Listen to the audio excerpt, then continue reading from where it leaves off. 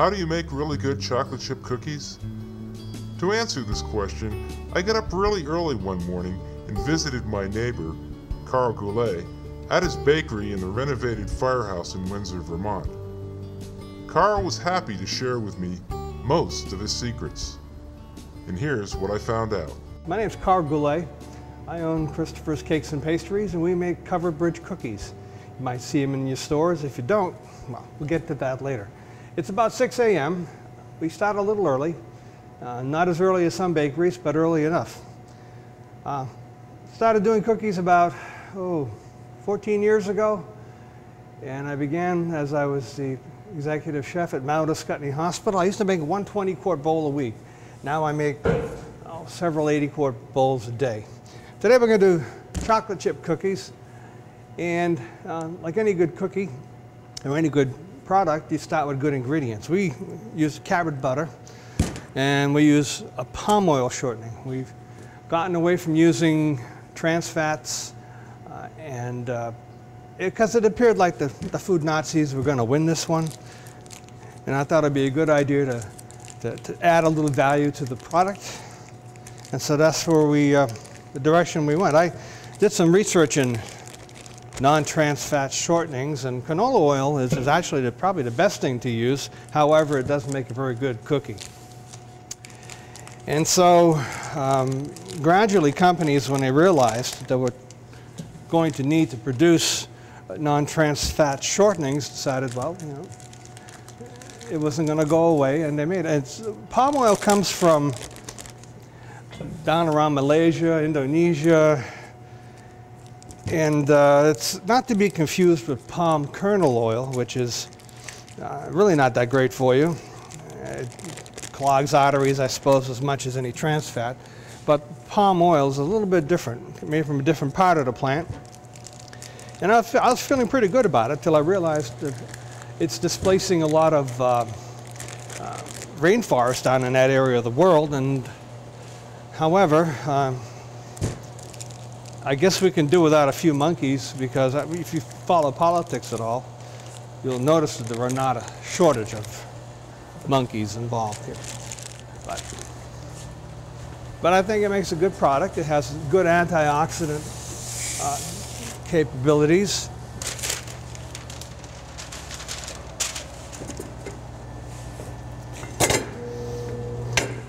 I'm not going to tell you how much I put in here. It's a secret.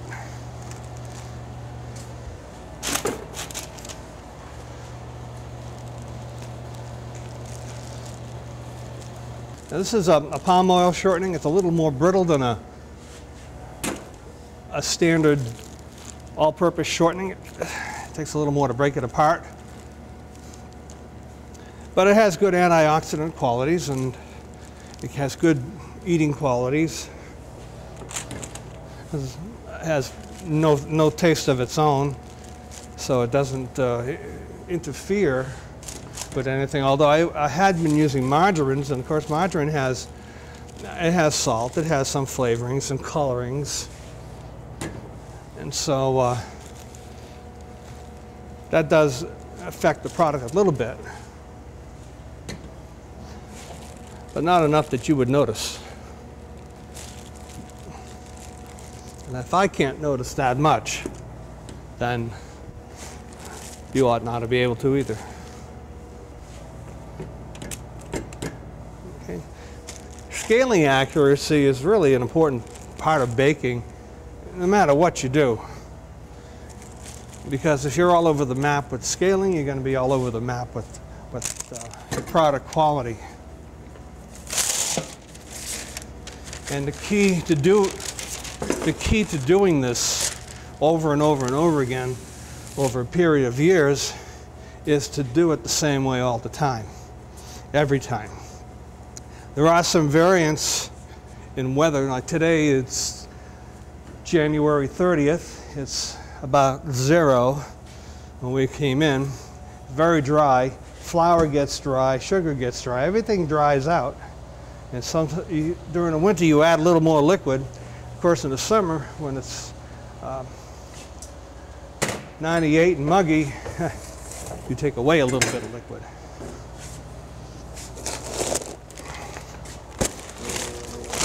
Brown sugar, we don't use, nobody in Vermont makes brown sugar, so at least that I know of.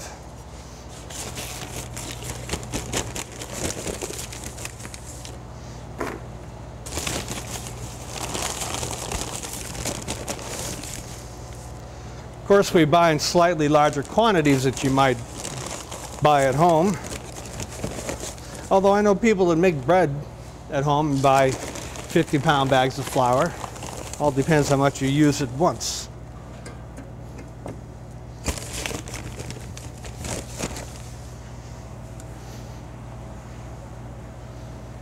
There we go.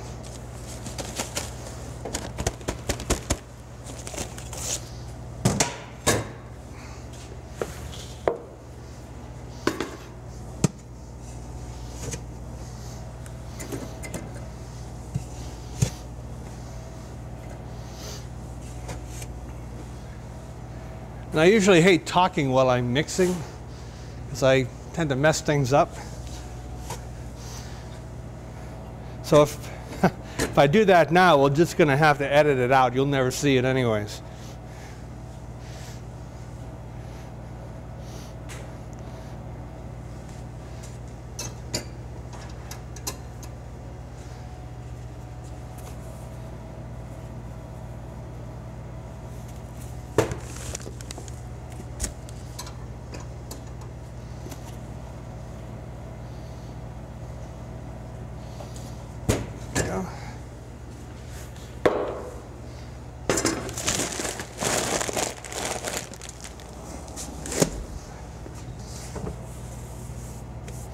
Done with that.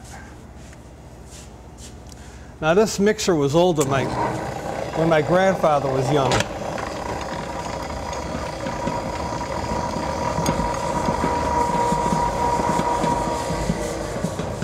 Probably spent a lot of its life making pizza or bread somewhere. Now it's in its twilight years making cookies.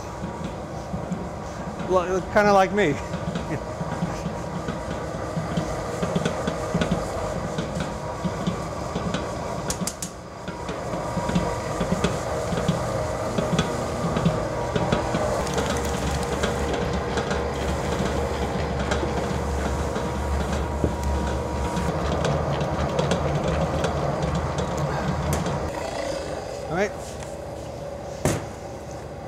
So we have some eggs, and we add some fresh vanilla, pure vanilla, not fresh vanilla, but pure vanilla extract. I don't use any artificial flavorings or anything like that.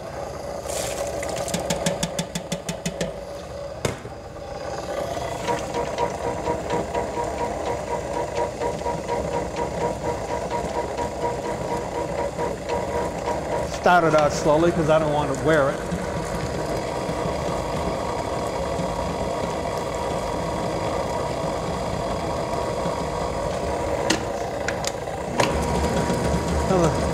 Another moment or two at that speed, and we add the flour.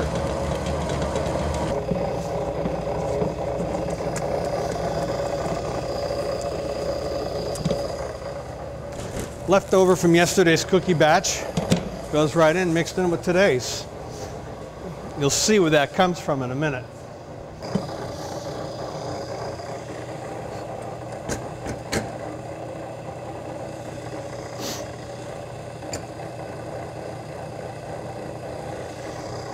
Again, scaling is important. 1 or 2 ounces even in a batch this large will have a difference.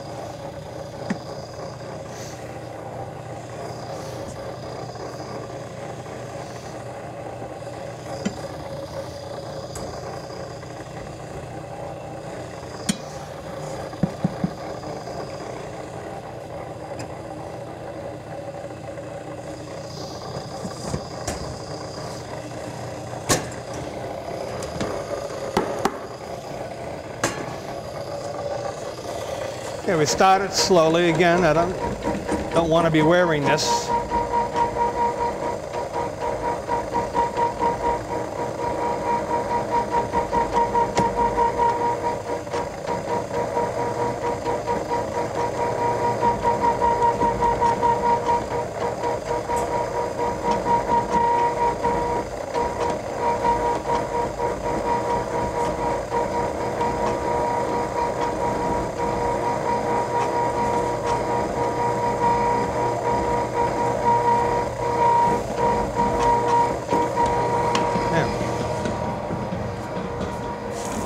We use chocolate chips from a company called Barry Callebaut out of St. Albans, Vermont. Again, we try to stay local. We get them, of course, through Hillcrest Foods. They're out of Fairfax. And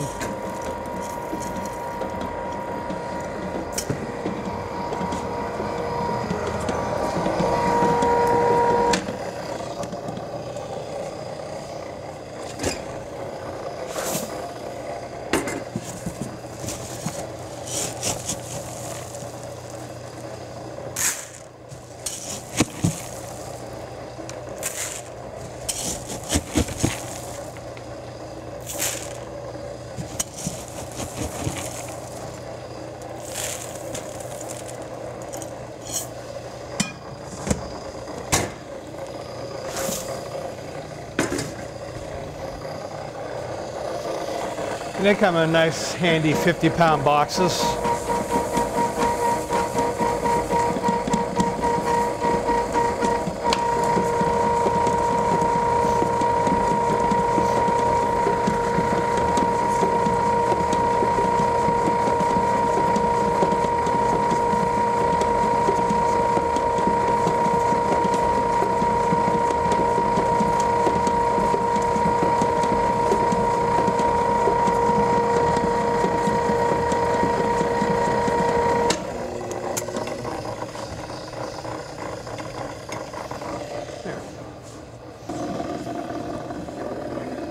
All right, just taking the stuff off the paddle and getting it ready for depositing.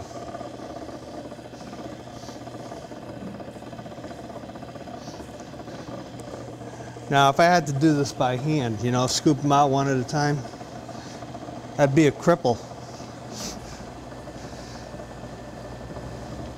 Although when I started, that's what I did.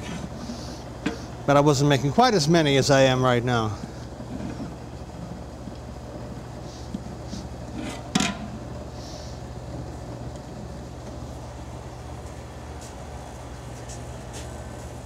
That's a pretty firm dough. Ordinarily we make it, I like to mix it a little bit longer because it's about 60 degrees in here now.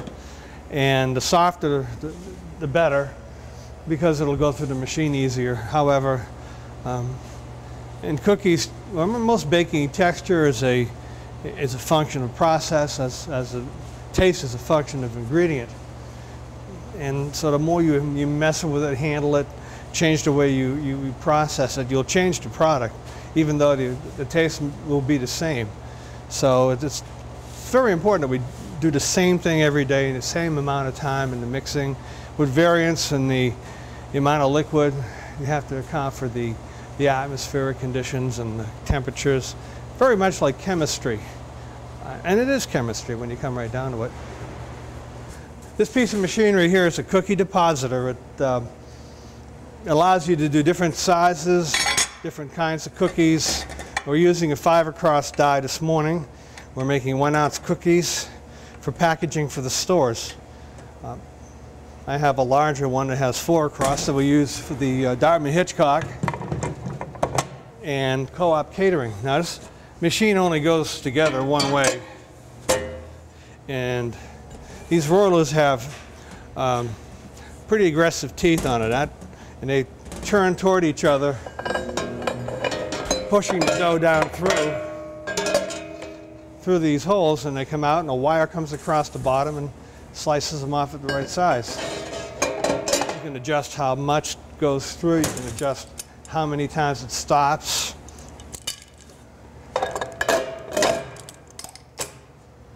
It all snaps together pretty easily. These fingers here go against the wire and guide it so it doesn't flop too much. All right, now just go at certain intervals here between the holes in the bottom. Tighten them up.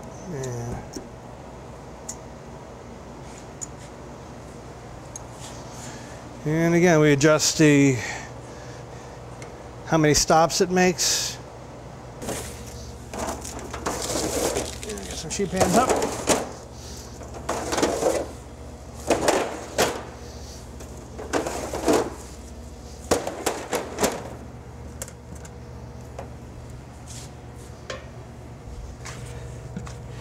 in big, huge cookie factories, human hands never touched the dough.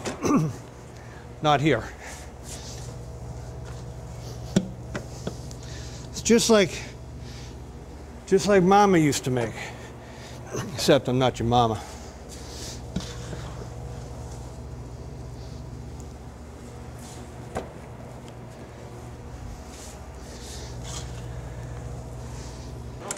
All right, at this point here, I'm just getting him started. You still need to push him through. I use one of these rather than my hand, because my hand got caught in there. First of all, it would hurt. Secondly, these cost about 10 bucks. A lot cheaper than my hand. So here I'm just trying to get a few through to get a sizing on them. And they're a little on the light side, so I'm just going to open it up a little bit down here. Pop these back in.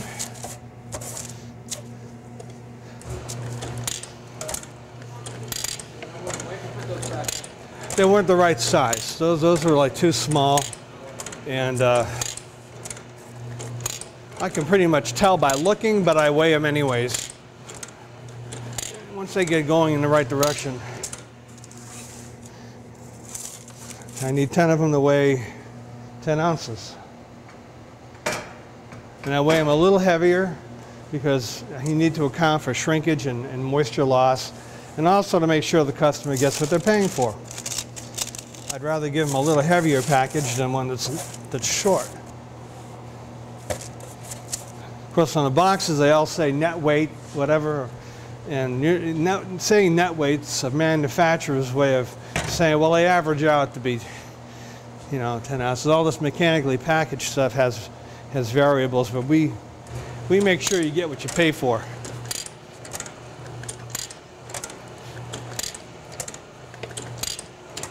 So I need to keep pushing these through. The dough's rather stiff this morning, and I'm fortunate to have Carmen catching him on the other side here.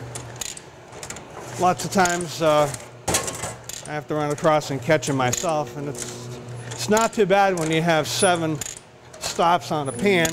It gives you enough time to get back and put another pan in, or enough time to take the pan off.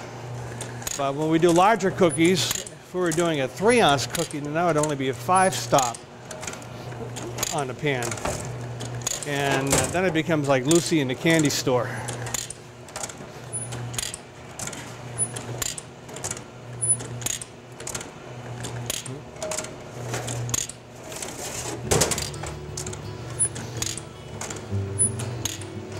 And it can still be a little bigger.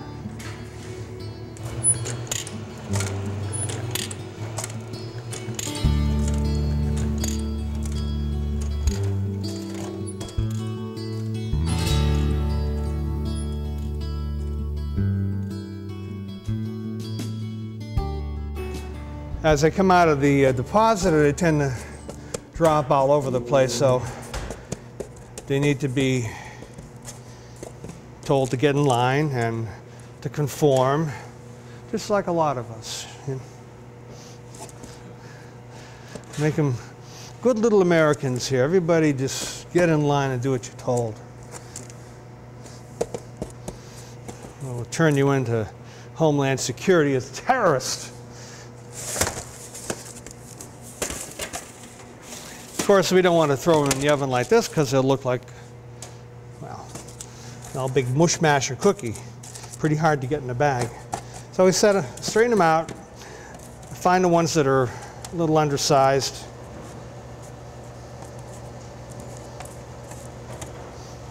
And just kind of top them off a little bit. There's a lot of hand work involved. This is semi-automated. But then, this is the kind of product that it is. It's not a totally mechanical, untouched by human hands.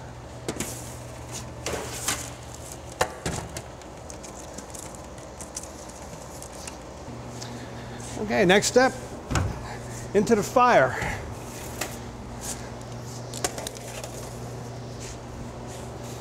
These ovens are made by a Canadian company. And I like them because they don't require me to turn the pan around. Most convection ovens, you need to stop it halfway, turn the pans around so they'll bake evenly. And this one here, you don't. The fan stops, it reverses direction, so the airflow is such that it bakes evenly.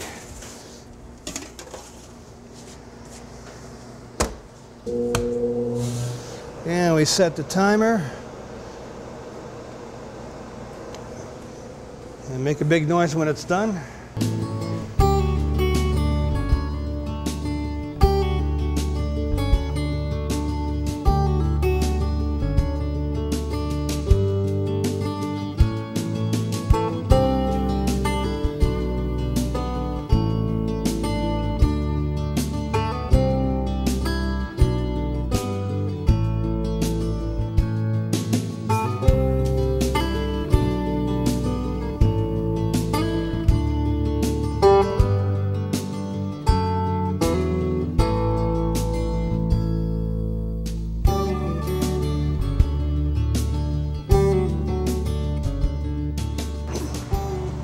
I'm setting the top oven here at a different temperature than the bottom oven because with palm oil, it melts at a different rate than a margarine or hydrogenated fat.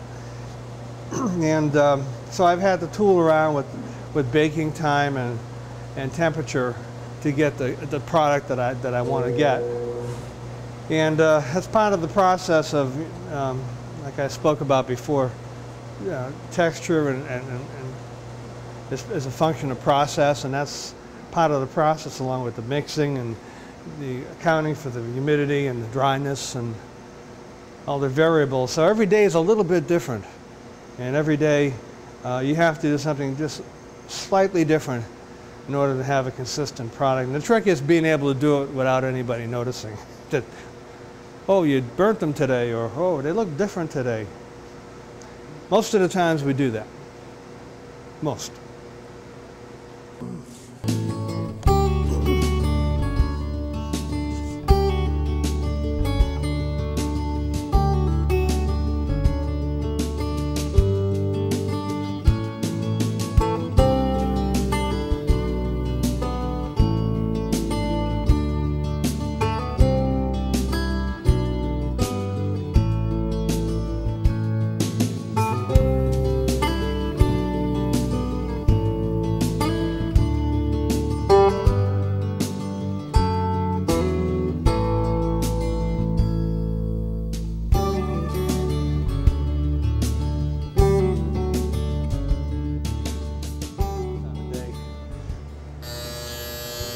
There you go.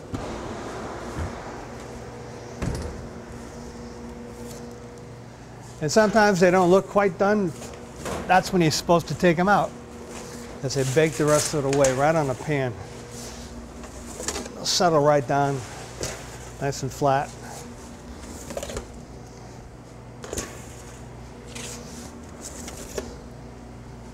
Just like Mama used to do. At least my mama. I don't know.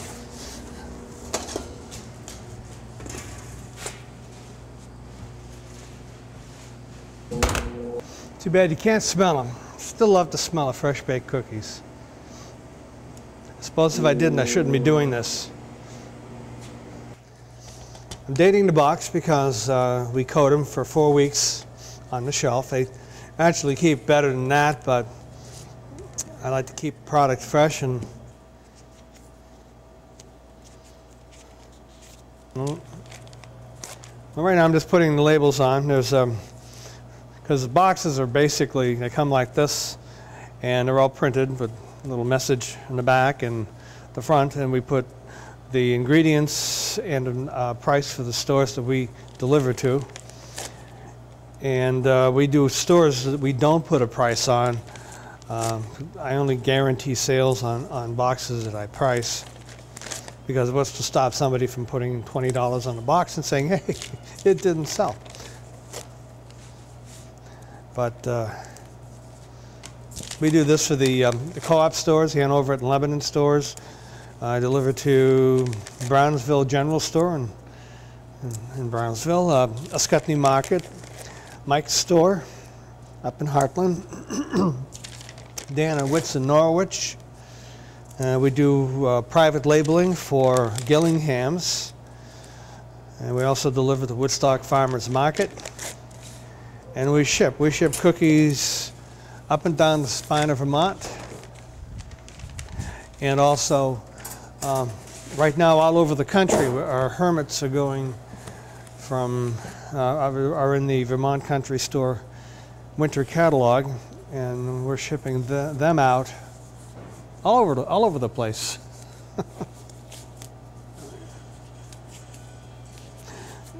Okay.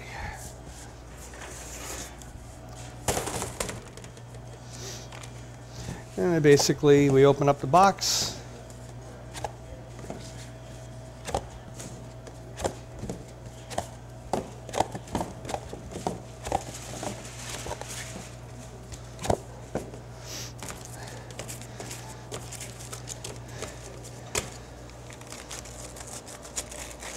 And we wedge 10 in a bag.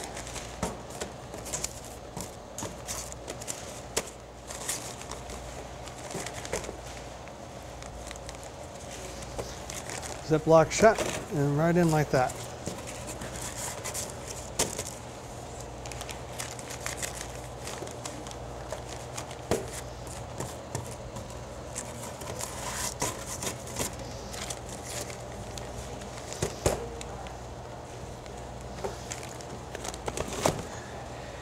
And we'll repeat this process hundreds of times a week. We do a chocolate chip, as you see in front of you here. We also do a ginger snap, oatmeal, what I call a classic shortbread, which is a vanilla flavored shortbread, and a maple shortbread. And of course the hermits, which are packaged a little differently. They're in a cellophane bag. And then, once we have the cookies all tucked away safely, we close the box up. Little piece of tape. Voila, ready for you to shelf in your store. Thank you very much for coming today. Hope I had a good time. I suppose there are worse things in life than making cookies, and I enjoy it. So thank you, and see you at the store. Bye-bye.